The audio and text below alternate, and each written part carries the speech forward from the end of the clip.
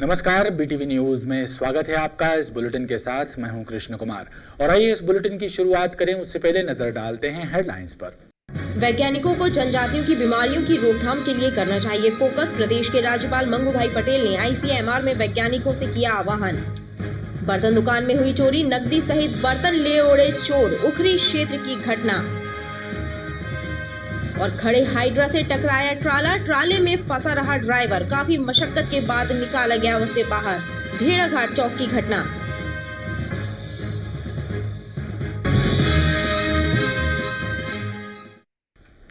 त्रिस्तरीय पंचायत चुनाव को लेकर कलेक्ट्रेट कार्यालय में स्टैंडिंग कमेटी की बैठक आयोजित की गई, जिसमें राजनीतिक दलों के प्रतिनिधियों को राज्य निर्वाचन आयोग के दिशा निर्देशों से अवगत करवाया गया। जबलपुर जिले के लिए 13 से 20 नाम भरने के मान लीजिए कि किसी को क्वेरी हो और वो आपसे पूछ रहा है तो आप फिर इनसे क्लियरेंस। त्रिस्तरीय पंचायत चुनाव संबंधी जानकारी देने के लिए कलेक्ट्रेट में स्टैंडिंग कमेटी की बैठक आयोजित की गई। कलेक्टर कर्मवीर शर्मा ने राजनीतिक दलों के प्रतिनिधियों को निर्वाचन आयोग के दिशा निर्देशों की जानकारी दी। वहीं आरओ की लिस्ट उपलब्ध कराने और व्हाट्सएप ग्रुप बनाकर आगामी जानकारी उसमें उपलब्ध करवाने के निर्देश भी अधिकारियों को दिए गए। की डेट ये तय हुई जो कि निर्वाचन का प्रोग्राम हुआ 6 जनवरी को और उसके उपरांत 28 जनवरी को जबलपुर जिले में 2 भागों में, पहले भाग में 4 विकास खंडों का और दूसरे भाग में 3 विकास खंडों का निर्वाचन कराया जाएगा और संपूर्ण प्रोग्राम जारी किया जा चुका है। उसी से और डीपली रूट लेवल तक लोगों को अवगत कराने के लिए बैठक आयोजित की गई। सर बैलेट पेपर या ईवीएम? जनपद और जिला पंचायत के जो चुनाव हैं वो ईवीएम से होंगे और पंच और सरपंच के चुनाव बैलेट पेपर के द्वारा होंगे। बैठक में प्रतिनिधियों को बताया गया कि जिले में 2 चरणों में चुनाव की प्रक्रिया संपन्न होगी। पहले चरण में 6 जनवरी को और दूसरे चरण में 28 जनवरी को मतदान होगा। स्मार्ट सिटी द्वारा कराए जा रहे गुणवत्ताहीन कार्यों की शिकायत नगरीय प्रशासन विभाग के प्रमुख सचिव मनीष सिंह से की गई है। कांग्रेस कार्यकर्ताओं ने आरोप लगाया कि बेढंगे तरीके से करवाए जा रहे निर्माण कार्यों की वजह से शहर की जनता परेशान है। जनता से नहीं सर, आपने विक्षिप्त। कांग्रेस कार्यकर्ताओं ने एक शिकायत पत्र नगरीय प्रशासन विभाग के प्रमुख सचिव मनीष सिंह को सौंपा है, जिसमें आरोप लगाया गया है कि स्मार्ट सिटी के कई प्रोजेक्ट बनने के साथ ही बंद हो गए। जैसे RFID पर 6 करोड़ रुपए खर्च हुआ, वहीं ई-साइकिलिंग पर 7 करोड़ रुपए खर्च किए गए, लेकिन ये प्रोजेक्ट कुछ दिनों में ही बंद हो गए।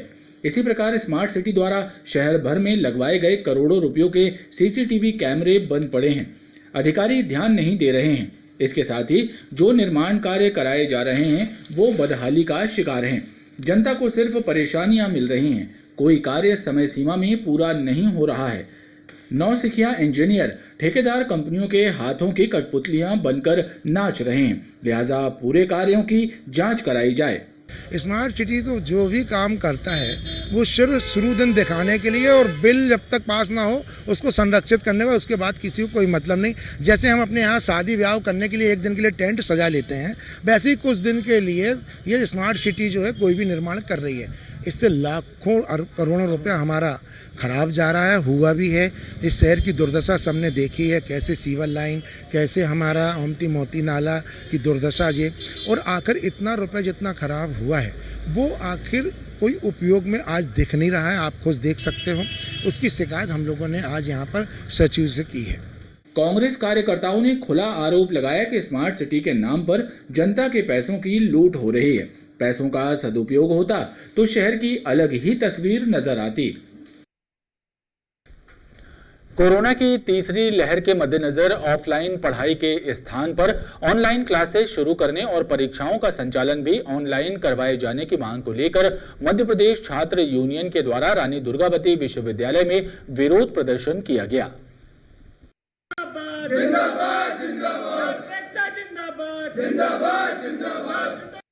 नारेबाजी कर रहे ये लोग मध्य प्रदेश छात्र यूनियन के सदस्य हैं। इनके द्वारा ऑनलाइन परीक्षाएं संचालित किए जाने की मांग की गई है। छात्र संगठन का कहना है कि कोरोना की तीसरी लहर की संभावना के मद्देनजर ऑफलाइन क्लास बंद करके फिर से ऑनलाइन क्लास संचालित करके ऑनलाइन परीक्षाएं संचालित किए जाने की मांग की है। जिंदाबाद जिंदाबाद जिंदाबाद छात्र अधिकारों का हनन हुआ तो खून बहेगा सड़कों पे, हम अपना अधिकार मांगते नहीं किसी से भीख मांगते। थी कि जैसे कोरोना का बढ़ता प्रकोप बढ़ रहा है, उसी को देखते हुए ऑनलाइन क्लासेस भी लग रही हैं, तो ऑनलाइन एग्जाम्स भी कराए जाएं। साथ ही साथ यहाँ पे छात्राओं की सुरक्षा को मद्देनजर रखते हुए टॉयलेट गुणवत्ता नहीं है, वहाँ पे पेड़ पौधे उग रहे हैं, वहाँ पे दरवाजे नहीं हैं, तो उसका भी मेंटेनेंस कार्य कराया जाए। फैकल्टी की बिल्डिंग जर्जर हालत में है, उसका भी मेंटेनेंस कराया जाए। साथ ही साथ यहाँ पे डेली हज़ारों छात्रों का आवागमन होता है, उनको मद्देनजर रखते हुए शीघ्र ही कैंटीन खोली जाए। 50% के साथ उपस्थित के साथ ऑफलाइन परीक्षाओं के आयोजन के लिए शासन का निर्देश है। उसी संदर्भ में ये बच्चे आए हैं, ये बच्चे चाहते हैं कि ऑफलाइन ना होकर हमारी परीक्षाएं ऑनलाइन हो। उसको हम एप्रोप्रिएट जो फॉरम है हमारा शासन को भी अवगत कराएंगे, हमारे जो स्टैंडिंग काउंसिल है वहाँ भी हम उसको लेके जाएंगे और जो निर्णय होगा वो हम। छात्र संगठन की अन्य समस्याओं का निराकरण करने की भी मांग की गई है। शोभापुर रेलवे फाटक के पास स्थित मंदिर पर कब्जे का विवाद चल रहा है। क्षेत्रीय लोगों ने मंदिर के सामने धरना प्रदर्शन करते हुए प्रशासन से मांग की है कि कब्जाधारी को हटाकर मंदिर समिति को मंदिर की बागडोर सौंपी जाए। शोभापुर रेलवे फाटक के पास स्थित माता महाकाली मंदिर कब्जा विवाद में उलझा हुआ है। क्षेत्रीय लोगों ने एवं मंदिर समिति के सदस्यों ने धरना प्रदर्शन करते हुए जिला प्रशासन से मांग की है कि कब्जाधारी को हटाया जाए। मंदिर समिति के सदस्यों का कहना है कि पुराने महंत की सेवा करते करते एक सेवादार परिवार ही अब मंदिर का कर्ता धर्ता बन गया है, जबकि मंदिर का निर्माण समिति द्वारा करवाया गया है। राणा परिवार यहाँ पे रहता रहा और बाबा जी के साथ में उनकी सेवा भी करता था, और जब उनका देहांत हो गया तो इन्हें मतलब एक कागज़ हम लोगों को दिखाना शुरू किया कि बाबा जी ने हमारे को ये लिख दिया, जबकि ये जो संपत्ति है सरकारी है और इसका जो किसी के नाम पे ये नहीं की जा सकती। और उस अधिकार पत्र को दिखाते हुए इसने वहाँ पे कब्जा कर लिया और आए दिन लोगों से मिसबिहेव करता है, टॉन्टिंग करता है, लड़ाई झगड़े के लिए लोगों को उकसाता है कि कोई हमें मार दे, क्योंकि ये सार्वजनिक संपत्ति है और सार्वजनिक संपत्ति किसी की व्यक्तिगत संपत्ति नहीं होना चाहिए। इनकी बदतमीजी है ना, बर्दाश्त नहीं होती और प्रशासन से हमने बहुत बार मांग कर चुके हैं, पर प्रशासन हम लोग की बात नहीं सुन रही। अगर प्रशासन हम लोग की बात नहीं सुनेगी तो हम कहाँ जाएंगे, किसके पास जाएंगे? इसीलिए हमारा बारंबार निवेदन है प्रशासन से कि जल्द से जल्द हमारा काम करें और इनको यहाँ से मंदिर से हटाएं और समिति को सौंपें, और जैसा मंदिर पहले चलता था वैसा ही चलना। वहीं जब इस मामले में मंदिर के विवादित कर्ता धर्ता से बात करने की कोशिश की गई तो उन्होंने कुछ भी कहने से इनकार कर दिया। आप बताइए कि आपके ऊपर जो आरोप लग रहे हैं इसमें आपका क्या कहना है? आप वीडियो बना के भाग क्यों रहे हो? बात करो ना, आपसे पक्ष तो पूछ रहे। जय माता जी। ओके, आप भी बताइए, रास्ते में रुके, आपको क्या समस्या है? हमें कोई समस्या नहीं, कब्जा करके बोल रहे हैं। बहरहाल समय रहते यदि जिला प्रशासन ने इस समस्या का समाधान नहीं करवाया तो क्षेत्र में किसी भी दिन विवाद बढ़ सकता है। जानकारों का कहना है कि पूरा झगड़ा मंदिर में आने वाली चढ़ोतरी को लेकर है। जिला प्रशासन चाहे तो सरकारी जमीन पर बने मंदिर का ये विवाद आसानी से सुलझा सकता है। बुधवार को जिले में कोरोना संक्रमण के 3 मामले सामने आए हैं, जिसके बाद प्रशासनिक एवं स्वास्थ्य अधिकारियों की चिंता बढ़ गई है, क्योंकि लंबे समय से जबलपुर में कोरोना संक्रमितों का आंकड़ा 0 से 2 के बीच ही बना हुआ है। बुधवार को जिले में मिली 5,316 परीक्षण रिपोर्ट में से कोरोना के 3 नए मरीज निकलकर सामने आए हैं। वहीं 24 घंटे में 2 मरीजों को संक्रमण मुक्त होने पर डिस्चार्ज किया गया। हालांकि राहत की बात यह है कि कोरोना से किसी भी मरीज की मौत नहीं हुई है। बरेला पुलिस के हाथे 2 शातिर वाहन चोर चढ़ गए हैं, जिन्होंने महज 18-19 साल की उम्र में ही जबलपुर और मंडला जिले से 12 से ज्यादा बाइक चोरी की हैं। पुलिस ने उनके कब्जे से लगभग 6 लाख कीमत के 2 पहिया वाहन जब्त किए हैं। इसके साथ ही चोरी का वाहन खरीदने वाले एक व्यक्ति को भी गिरफ्तार किया गया है। बरेला पुलिस ने गश्त के दौरान रिछाई क्षेत्र से 2 युवकों को संदिग्ध अवस्था में घूमते हुए पकड़ा और जब उनसे पूछताछ की गई तो उन्होंने बाइक चोरी करने की बात को बोली। गिरफ्तार किए गए युवक अंशुल और लखन यादव भटरा मोहल्ला बरेला के रहने वाले हैं और उन्होंने मंडला और जबलपुर जिले के विभिन्न इलाकों से 12 से ज्यादा वाहन चोरी करने की बात कही। लिहाजा पुलिस ने उनकी निशानदेही पर 12 मोटरसाइकिलें बरामद की हैं, जिनकी कीमत 6 लाख रुपए है।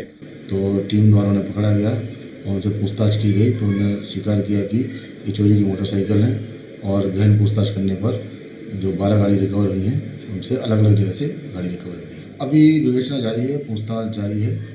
वहीं पुलिस ने चोरी की मोटरसाइकिल खरीदने वाले किशन वंशकार को भी गिरफ्तार कर लिया है। मदन महल रेलवे स्टेशन के समीप किराना दुकान से अवैध गैस रिफिलिंग सेंटर संचालित किए जाने की सूचना के बाद क्राइम ब्रांच और मदन महल पुलिस ने छापामार कार्रवाई करते हुए 11 घरेलू गैस सिलेंडर और उपकरणों को जब्त करने के साथ ही दुकान संचालक को गिरफ्तार कर लिया है। मदन महल क्षेत्र में स्थित पवनपुत्र किराना स्टोर के संचालक द्वारा अवैध रूप से घरेलू गैस सिलेंडर से ऑटो में गैस भरे जाने की सूचना पर पुलिस और क्राइम ब्रांच द्वारा छापामार कार्रवाई की गई। दुकान की तलाशी लेने पर HP कंपनी के 11 गैस सिलेंडर, एक इलेक्ट्रॉनिक तौल कांटा, रिफिलिंग पंप सहित 300 रुपए नकद जब्त कर दुकान संचालक सुनील गुप्ता को गिरफ्तार कर लिया गया है। ये जहाँ अंडरब्रिज कंस्ट्रक्शन का काम चल रहा है, इधर कनक होटल के सामने, यहाँ से सुनील गुप्ता जी को पकड़ा है। इनके पास से लगभग 11 सिलेंडर मिले हैं, गैस के सिलेंडर, और अवैध रूप से गैस की रिफिलिंग कर रहे थे।